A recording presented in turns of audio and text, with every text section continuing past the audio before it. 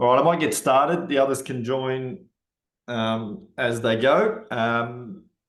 Good afternoon, everyone. Thanks for joining on a Friday lunchtime. My name's Matt Paff. I am the Managing Director of SalesMatrix Australia and New Zealand. I have been involved with the SalesMatrix product now for more than 2 decades. Just a bit of a backstory. SalesMatrix is a product that was born in Melbourne at the turn of the century.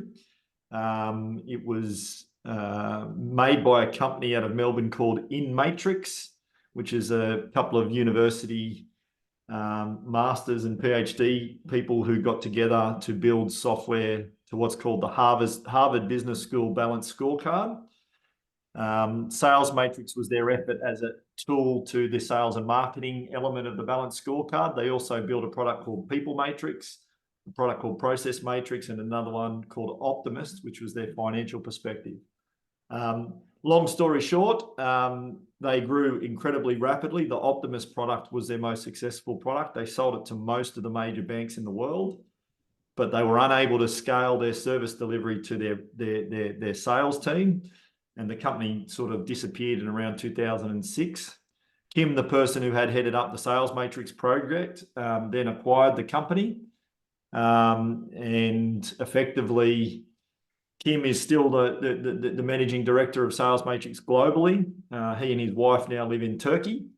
Our team is basically spread across the globe. We have distribution in America, Ireland, across Europe. The product, though, is still primarily designed and taken forward by Kim, who many of you may have met over the years, but certainly Kim and I are very close. And then in New Zealand, we've got Brent. Brent and I have worked together for a very long time. So that's a bit of the backstory on who we are. Let me just tell you about what we do. Fundamentally, SalesMatrix as a company is focused on helping you grow. Now, growth is a formula within any business on the acquisition of new customers, plus the retention of your existing customers and the development of the accounts within those existing customers. So what we focus on is not the acquisition of new customers. We're not a marketing, we're not a sales company. We are a software company that wants to help you retain and increase your revenue per customer. And we do that by using analytics and a deep knowledge built up over more than 2 decades in the space. Our customer base are all B2B wholesale stock distribution businesses, typically with account managers or sales reps out on the road. SWOT is the app we're going to talk about today. SWOT is a product that has evolved over the last decade. Very modern technology built for smartphone first. It is deployable on Android, Apple, or Windows. You can run this locally on a tablet or PC, but it has been primarily built for reps to access on an iPad or an iPhone or an Android device of any sort. The way this product came about is that the original product developed out of Melbourne over 20 years ago, our other product called DataCube, became, let's be honest, a bit more complicated than the average sales rep was able to handle. It's got so much functionality, we found the average sales rep getting analysis paralysis. So the idea behind the SWOT app was to keep it simple and to basically present these really complex analytics in a simple, plain English way. And so typically our customers will have both DataCube and SWOT. The number of users on DataCube is limited typically to sales managers and CEOs and those sorts of things, whereas the rep is going to be using the app as their interface to give them insights into their customers to be able to ensure retention and develop those accounts. We have another tool called Budget, which is about comparing sales forecast to actual, being able to hold reps to account or basically, analyze what's going on over time. And then we have another tool, which is a traditional reporting tool. So we basically, a lot of people saying we want to be able to have a dashboard and these sorts of things. That's also available within our suite.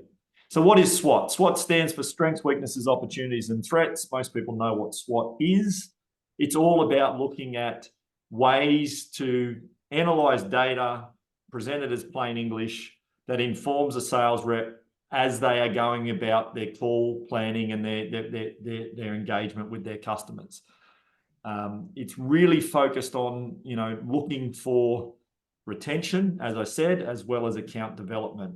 So retention comes into the app by looking at where stopped buying has happened, where trends are downwards with the customers. So we typically see these in the areas of weaknesses and threats, whereas the cross-sell, upsell opportunities start to appear in the opportunity section, and the strengths are about what's actually happening within the account and just informing you around what products they are buying and how regularly they are buying them. That's the fundamental premise of the product. Technically, we do that by pulling the data out of your ERP system. Now, looking at the people on the call, you're using products like Microsoft Dynamics, Advanced Business Manager, Attaché, MYBXO. Basically, we pull all that data out of those systems and we normalize that data into our data model. And then our data model is constantly analyzing it. And now I need to explain this because sometimes we get calls where there's a stop buying alert. And basically it says this customer hasn't bought off you. They normally buy every 7 days, but they haven't bought for the last 15 days. And the person will say, oh, but they bought off us this morning. Now, what you've got to understand is the SWOT strings are being constantly analyzed by our algorithms, and it could take 24, 48 hours for those algorithms to update. It's bringing to your attention these things, but because we're pulling the data out of your ERP system and then running the analysis on it, just understand that the SWOT string, so the strengths, weaknesses, opportunities, and threats, sometimes if you see something that's a stop buying alert and you know they've bought today, just ignore it because it will disappear tomorrow. The activity should always be up to date as of midnight last night or close of business yesterday at worst. So when you look at the activity tab, etc., that is pulling in on the schedule, and we can increase that schedule if it's more important to you.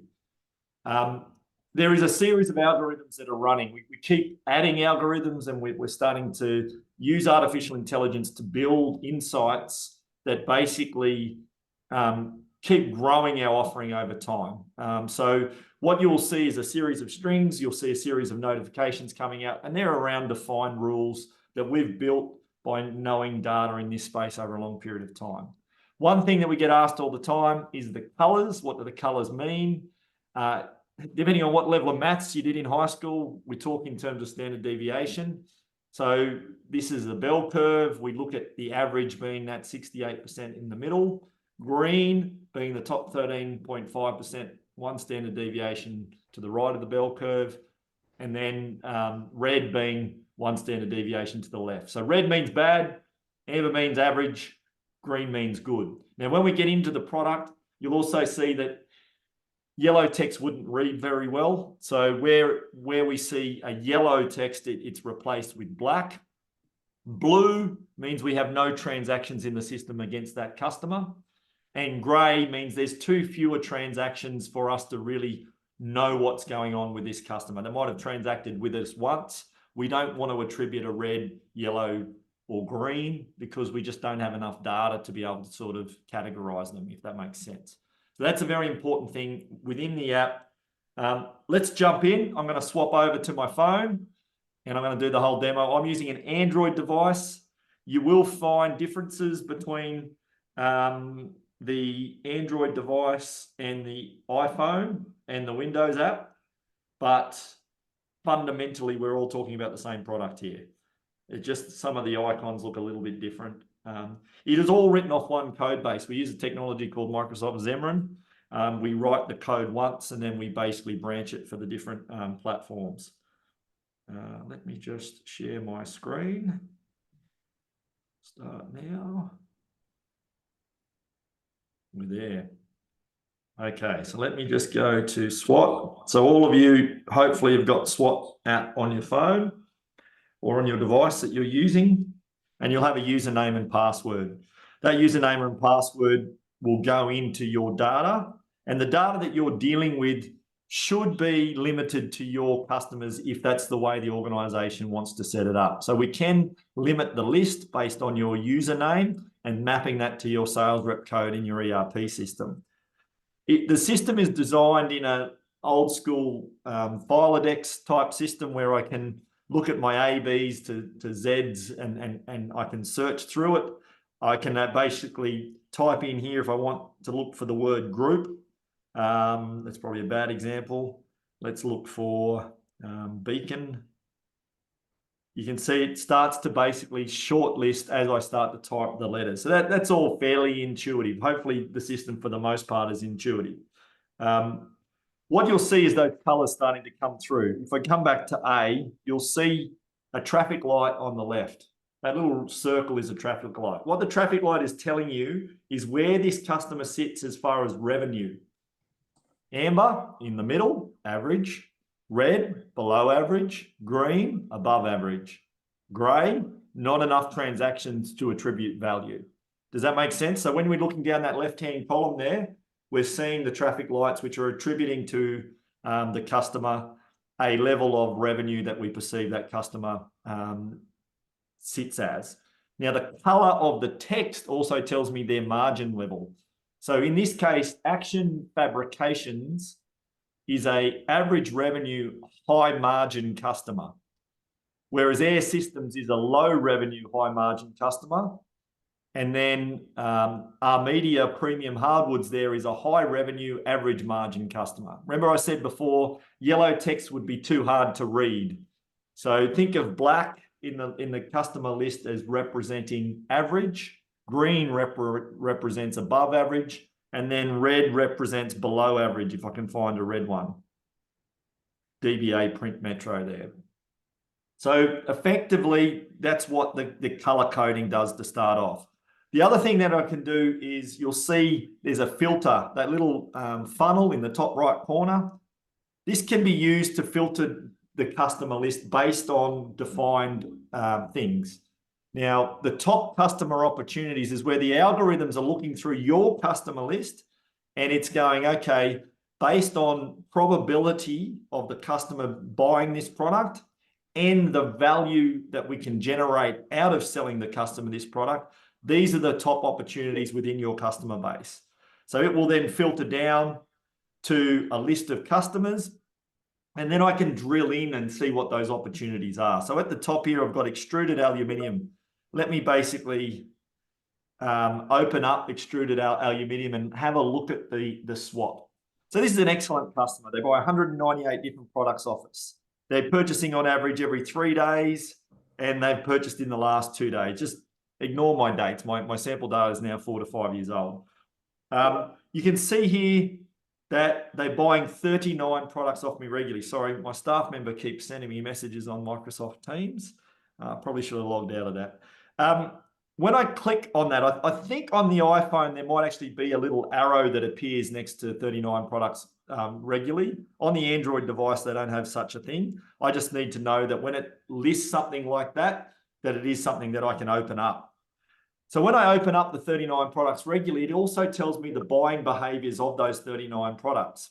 So I can see that they're buying the bath tissue every 2 weeks. They're buying the foam every 3 weeks. They're buying the other foam every 4 weeks. And these are the products that when I'm visiting them, I really want to talk to them about regularly because there's 39 products they're buying off us on a regular basis and the cycle is specified. So the strength section is really about helping you profile the customer. We then get into the weaknesses. Now, weaknesses can be perceived as opportunities. Now, when we're dealing with retail customers, as many of you do, when they stop buying, the reason they might have stopped buying is because a competitor's ripped off your shelf label and put theirs in place, or someone's just basically it's dropped off the purchasing officer's list. So when I open up what they've stopped buying, this is a part of my retention piece. Sometimes when they stop buying a product, it's because the competitors come in and undercut you on that one product, and they're not going to buy that off you anymore. So it's really important to keep on top of those stop buying. Now, if you know that you've stopped buying it because that's a superseded item, then it's very easy for you to hide that so it doesn't keep appearing, right? So when I click here and I go, okay, this particular product, we actually don't sell it anymore. I don't want it to keep reminding me of that. I might come in here, I could make a note. You see there's an add note function in the middle, but I can also just hide that item. When I hide it, it'll now say that there's 7 stop buying alerts, not 8. Now, the idea behind that is that I can action these things. And my recommendation is never hide something without actioning it. All right. So don't ever assume the customer won't buy that. There's so much research out there that our biases in the way that we look at data can impact our ability to upsell. That customer will never buy that product, should not really enter your mind. You should at least have a conversation with them about it. And so the 7 stop buying there, again, I can action those. I can talk to the customer about it. The stop buying becomes an opportunity to increase the revenue per that client. Now we come down into the opportunities in this example, and similar customers. Now, what's the definition of similar? Similar is the way they are grouped in your ERP system. So if you're dealing with supermarkets, for example, similar might be the fact that you've got a group in your ERP system called supermarkets. My advice, based on experience with lots of customers, is supermarkets is a pretty broad grouping. And that's going to group in Coles and Aldi, as well as your independent IGAs, etc. What you should be looking at is where we can group like for like as close as possible. So we've done some exercises with a number of our customers in recent times where we're really focused in on getting proper like for likes. Let's not just have food providors. Let's separate out our Indian food providors from our Asian food providors from our general food providors. And basically, by getting more granular with the way we group in our ERP system, the quality of the opportunities that are presented get greater because the like for like becomes more accurate. We're also dynamically analyzing what similar customers are. McDonald's know 87% of the time you buy a Big Mac, you're going to buy fries and a Coke with that, right? Because they've profiled that over many years and they got very good at upselling. And they change their pricing to sort of encourage that. But what they're doing there is they can also see a pattern of buying behavior where you may be completely different to the person that demographically who also buys fries and a Coke. So what we do in SWOT is we do analyze buying behaviors that are similar, even if they're in different customer categories. One might be a chemist and another one might be a supermarket, but they've got very similar buying behaviors. They're buying the same sort of products off us. So again, SWOT's going to actually find some correlation in buying behaviors, and it's going to analyze that as a similar. So they're the 2 ways that we tend to do similar customers in this area of opportunities. So what it's saying here is similar customers, and it's always going to try and look for 5 similar. In the background, we're finding a lot more than 5, but what we find, if we put too many similars here, as in 20, 30, we find reps get overwhelmed and they tend to not see the gold in the rough. So what we're always going to do, we're going to keep presenting you with 5 opportunities for similar customers because we want you to action them, right? So I'm going to talk to them about the can liner. Can liner should not sit on my opportunity list for 6 months. I should have actioned it next time I go and see that customer. They're either basically going to say, oh yeah, come back and talk to me in another month, or they're going to say, no, we're buying that from a competitor, or no, that's not something we're interested in. At that point in time, we should be actioning it by making a note and hiding it so that the next opportunity can start presenting itself. If you're not actioning the opportunities, you're not going to get presented with the next opportunity. Does that make sense? So it's really incumbent on you, if you are using SWOT, to be taking action on these items so that they're basically refreshing through. Because what it's going to do, it's going to profile those top 5 based on what it considers the most probable items with the highest return. So we do a 2-way analysis and says, oh, based on similar customers within the IGA supermarket group, we know 87% of the time that this customer should be buying this product, right? So that's a high probability. But if we can only make 1 cent by selling it to them, we're probably not going to show that in the top 5. But if it's a 50% probability that customers within the same group are buying this product and it's going to give us $10,000 worth of revenue, then it's going to be up the top of the list and it's always going to be in those 5. I hope that's starting to make sense and sort of explains it a bit if you have been using SWOT. So the actions to be taken is make some notes, set some reminders, send an email to the customer, give them a phone call. And then once it's been actioned and they start buying it, it will drop off automatically. If they start buying it, it will drop off automatically. If they don't buy it and they're never going to buy it, let's hide it, because I don't want to keep being reminded about something. But I want to make a good reason why they're not. Let's not just use our own biases as to why they're not going to buy that product. Coming down, you'll see there's a threat section. There's no threats against this customer, but threats are trends. This customer's margin's trending down. This customer's total sales has actually dropped by 25%. It's about that retention piece, bringing to your attention these things that are happening. The notes sections are things that can't be defined as strengths, weaknesses, opportunities, or threats. So the AI algorithm is looking for things, for example, like always buys on a Tuesday, always buys on a Friday, or buys every third Friday of the month. So there's going to be some analysis done and put into the notes section just to help you with that. Also, the notes that you add will be basically presented down below as well. Now, one thing I wanted to show is that filter. I talked that there's lots of filters there, and we can customize these filters. In fact, for some of the groups on the call, we have actually customized specific filters. I can come in here and use those filters. Another way of doing it is we do have the concept of a favorites list. Now, the way I normally talk to the favorites list is it's really good for call planning, right? If I know I'm going to go to a trip out to Dalby in Queensland next week, what I want to do is I want to just have a filter for my Dalby clients so I can jump in there next week and go one by one through them and actually talk to the customers about that. So what I might do is I go, okay, air components is in Dalby. I'm going to add them to my favorite list. The way I add them is I open them up and there's a star, that little plus in the middle of the star in the top right corner there, that will add them to the favorites list. We might also go see DBA Print. I'm adding them to the favorites. I'm going to go see Electrolux, adding them to the favorites. Now, you'll see that what I call the hamburger menu, the little 3 horizontal lines. It looks like a hamburger. If I click on that, one of my options is my favorites. Okay, so I then open that up, and now I've added heaps of favorites in there. But this is my call plan for the week. Okay, so what I can do is once I action that, so I'm speaking to Action Fabrications. We've talked to them about similar products that others have been buying that they haven't bought. They've now bought that. They placed an order today. Now I'm going to remove them from my favorites list. So I've got the favorites open there. To remove someone from the favorites, I just click and hold, and you'll see delete appears. So I can then delete that customer. I'm not deleting the customer. You can't delete customers from SWOT. I'm deleting them from my favorites list. Click and hold, delete. And this is a really good way to do a call plan. Whether you're doing this daily, weekly, whatever you're doing, it's just creating a subset of your customers that you're going to action. What I'd like to do is get people in the habit of using SWOT and actioning things like I mentioned before.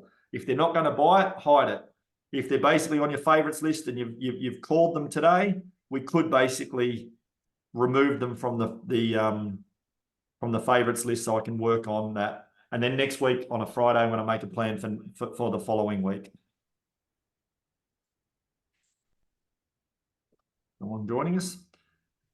With 6 minutes to go. All right. So basically coming back, I'm going to grab a customer. This is a customer with, what was it? It had high revenue, average margin. You'll also see an activity tab down here. This is every product that they've bought off us. And this can be over 6, 12, 18 months. Okay. There is a setting for this. When you look at the activity, because it's often on a small device, you might only want to look at 6 months because it's pretty hard to sort of see much more than that. What you can do is within the settings, again, the hamburger menu, and I go to settings. One of the settings is grid shows last. See that in the middle of the screen there? Grid shows last. That currently is set to 12 months, but it could be 6 months. It could be 24 months. If you're the sort of person who's using SWOT on a Windows tablet, then maybe 24 months because you've got a big screen. If you're on a smartphone, then maybe 6 months is more appropriate. So you can change the settings there. So there's a number of settings. Now, one thing in the settings that always comes up is I'm a product code person, not a product name person. I want to see the product code. So I can come in here and you can define what shows. Is it the product code that shows? Is it the product name that shows? Is it both? And if it shows both, what comes first, name or code, right? Keeping in mind that what you select impacts your search function, because the search will be based on left to right. And so if I put code first, then the code is going to be the thing that orders my products. Same applies to customers. So what do I want to show? Do I want to show name? Do I want to show name and code? Do I want to just say, again, that's part of the settings. You get to define that. Your currency setting, your units, you can set decimals. Those things are all in your settings. I'm not going to go through them all today. And I'll close out of that. Okay, going back to that customer, I talked about the activity. I talked about being able to change what you're looking at there. I can actually change the value. See up the top, it says showing value, which is revenue. I might want to show margin, or I might want to show units. How many of these products are they buying? Typically, reps are going to look at either units or revenue. Units might be more valuable for a lot of you to look at. I can see they bought that first item there, 1,500 of them in July, which is it's sequenced left to right there at the moment. Coming down the bottom, my data is out of date, so it's not showing anything, but basically there would be a seasonality graph there, so I can see where things are. I also have my contacts in here, and it can be, if you want to get tricky, it can tie into basically Google Maps and being able to find these people, but I can call them, I can email them, I've got all the details there. There's also a profile against the customer. So group 1, 2, and 3, down the bottom here is coming out of your ERP system. If you want to make the opportunity analysis work really well, you can change some of these things at the top. So if you, as a rep, can start adding in things like estimated staff and estimated turnover, those elements actually start to be used by the AI engine to work out like for like a bit better within your customer base. So you might have that, remember I used the supermarket? Well, a supermarket with 200 staff is very different to a supermarket with 10 staff. And supermarkets with 10 staff are more likely to buy the same products as another supermarket with 10 staff, as opposed to that big supermarket with 200 staff. So this is where, beyond your ERP system, you do have the ability to add information against the customer that then can be used by the AI engine to basically profile better. All right, coming back, I'm going to go back. I'm just hitting the arrow in the top left. There is a product SWOT. Today is not about product SWOT. Product SWOT, I know a number of you use, but it's the exact same stuff I just talked about, but coming from the perspective of the product. This is typically used by sales managers, warehouse managers, procurement managers, rather than the reps, which is most people on the call. But anything I've said about the customers applies to the products within the product SWOT area. One thing that may be of interest is the filters. The filters can be very handy at telling you what the trending products are. I do find trending products, you know, there might have been a news article about how wonderful the health benefits of this product are. Keeping abreast of what's trending is a good way to know what to be selling into your customer base. Contact list, you can basically have your contact list available as long as the data's in your ERP system when we're pulling it in. Not all ERP systems have your contact list in it, so we're conscious of that. I don't have any notifications here because it's been switched off in my data because I don't want to get the notifications all day on my phone every day. But there are 5 notifications 5 days a week that typically come through to each of you to the notification section if you are logged into SWOT. The notifications, you will notice a pattern. They vary by day as to whether they're a stop buying alert, whether they're a product trending alert, whether they're a customer behavior alert. But on a Monday, it's the same message on a Monday. On a Tuesday, the same style of message. So the 5 business days of the week, you'll get notifications coming through that will bring your attention. The whole point of the notifications is to encourage you to log into the app a bit more and have a look at those opportunities and bring to your attention things that you might have otherwise missed. Now, I'm just conscious of the time. We're bang on 1:30 there. Before I basically wrap up, I wanted to see if there was any questions. No. Feel free to unmute yourself and ask away. Oh, there's a few in the chat. Let me have a look. All good. I feel like you covered everything pretty well, to be honest. Fantastic. All right. Well, the last thing I'll say, if you do need support, assistance on this, we are here to help. There'll be someone within your team that's the champion. Feel free to basically come back and, you know, we can do further refinement on your data. If you're finding the opportunities aren't effective, the issue is the grouping of the data in your ERP system. If we get the groupings right, then you will find great power in the opportunity suggestions in here. So that's something that everyone should consider, and we're happy to work with you on that. We've actually got an artificial intelligence tool where we can help you in Excel, funnily enough, consider other ways of grouping your customers. But that's something to consider. All right, well, that's the end of the session. Thanks very much. I hope everyone has a fantastic weekend, and You too, Matt. thanks for joining us. Thank you. Cheers. Thank you so much. Have a good weekend. Appreciate it. Bye. Yeah.